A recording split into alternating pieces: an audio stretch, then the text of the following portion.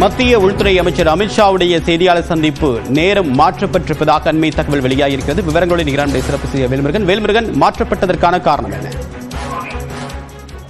தேவ்பிரின், குறிப்பாக இன்றைய தினத்தில் அமித்ஷா அவர்களுடைய ஷெட்யூல் அப்படிங்கிறது முழுக்க முழுக்க மாறி இருக்கிறது. குறிப்பாக இன்று காலை 10 மணி முதல் அவர் மாலை 4 மணி வரைக்கும் ஐடிசியில பல்வேறு சந்திப்புகளை நடத்துவதாக இருந்த நிலையில காலை தமிழிசை சவுந்தரராஜன் அவர்களுடைய இல்லத்திற்கு சென்று குமரியானந்தன் அவருடைய புகைப்படத்திற்கு மரியாதை செலுத்தியிருக்கிறார். அதற்கு பிறகு இன்று மாலை திட்டமிடப்பட்டிருந்த குருமூர்த்தி அவர்களுடைய இல்லம் சந்திப்பு அப்படிங்கிறது தற்போது நடைபெற்று இன்னும் சற்று நேரத்தில் நிறைவு பெற இருக்கிறது.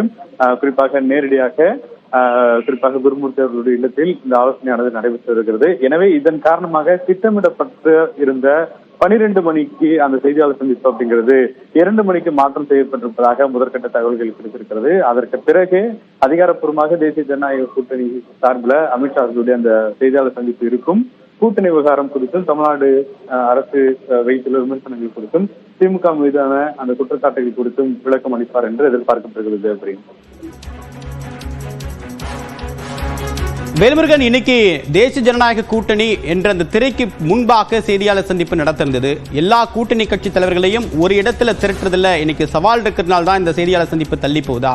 டிடிவி தினகரனுடைய உடல்நிலை சார்ந்த ஒரு செய்தியாளர் சந்திப்பு, அதற்கு பிறகு அன்புமணி ராமதாஸ் மீது எடுக்கப்பட்ட அந்த பதவி மாற்றம், இது எல்லாமே அமித்ஷாவுடைய வருகையை ரொம்ப நெருக்கடிக்குள்ளாக்கியிருக்கா?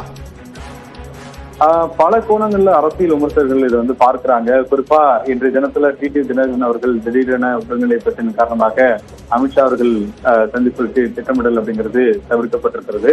அதே போல ஏற்கனவே நீங்கள் குறிப்பிட்டதை போல அன்புமணி ராமதாஸ் அவர்கள் செயல் தலைவராக திடீரென்று அறிவிக்கப்பட்டு அது அரசியல் ரீதியான பல்வேறு பரபரப்பான கருத்துக்களாக மாறப்பட்டிருக்கிற நிலையில அவர் தற்பொழுது ஐடிசி வருவதற்கு வாய்ப்புகள் குறைவு என்ற தகவல்கள் தெரிவிக்கிறார்கள்.